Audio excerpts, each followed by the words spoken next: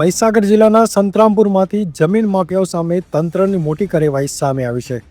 Santrampur bypass વિસ્તારમાં નરસિંહપુર ગામની સરકારી પડતર જમીન સર્વે નંબર 43 પર ભૂમાફિયાઓ દ્વારા ગેરકાયદેસર કબજો કરવાનો પ્રયાસ હાથ ધરવામાં આવી રહ્યો હતો.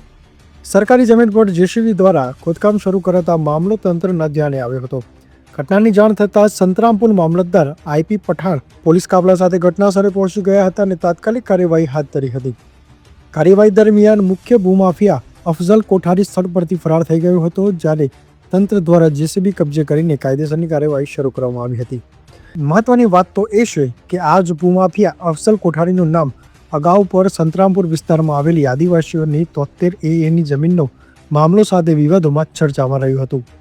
આરોપ એ છે કે અફઝલ કોઠારી દ્વારા જમીનોની મોટા પાયે દલાલી, કરોડો રૂપિયાની હેરાફેરી અને આદિવાસીઓના 73 જમીનનો ગેરકાયદેસર રીતે એને કરાવી વેચાણ કરવામાં આવતું હતું.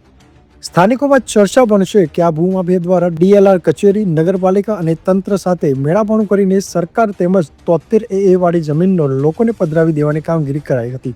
જો આ મામલે ઊંડાણપૂર્વક તપાસ થાય તો સંતરામપુર નગર તેમજ નરસિંહપુર વિસ્તારમાં કરોડો રૂપિયાની અન્ય જમીનોના કૌભાંડના પર્દાફાશ થવાની શક્યતા વ્યક્ત કરવામાં આવી રહી છે. આ સમગ્ર મામલે મામલતદાર સંતરામપુરના આઈપી પઠાણ સાહેબ શું કહી રહ્યા છે જો.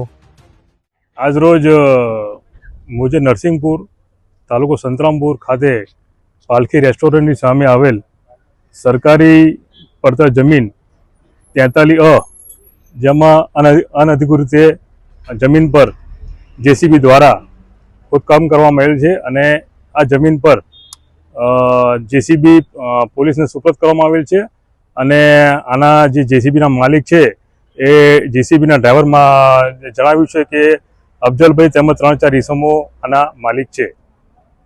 જમીનના માલિક છે કે જેસીબીના માલિક છે? જેસીબીના. અને એમના આ જમીન સરકારી પડતર જમીન છે, એનો સર્વે નંબર 43 છે.